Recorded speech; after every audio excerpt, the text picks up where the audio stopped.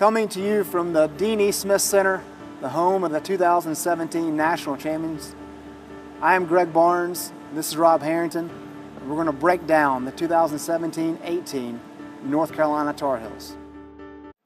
Rob, there could be a lot of different lineups that we see out of North Carolina this year, depending on how Jalek Felton comes in and plays, how some of the post players come in and play.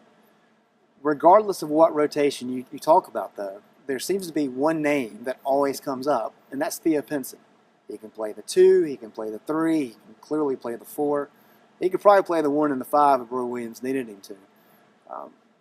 Is that type of versatility something you expected? I mean, I know we're all the way through to his final year of his Tar Heel career, but I mean, this is a guy that has proved that he can do just about everything. I'm not at all surprised by the versatility. I think the question that I've had and a lot of people have had is this the year that he becomes a scorer? Can he find some way to polish an offensive game so that it isn't so intermittent? I think that regardless of that, though, when Carolina signed Cameron Johnson, that alleviated some pressure on Pinson because now they have a proven shooter and second option to Joel Berry. And so he can probably slot into the role that he has played previously.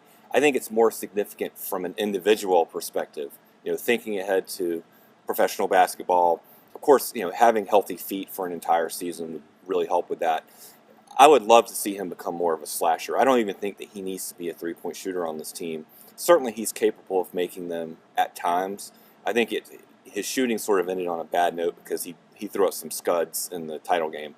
But I think he's a better shooter than that. With more minutes, I think he can improve. Regardless, though, I think because the front court is less likely to draw fouls than has been the case in recent seasons, if he can get to the rim and become a primary free throw shooter where he's effective, that I think is where he could deliver the most pack to the offense. One concern last year was that Joel Berry is not your traditional point guard.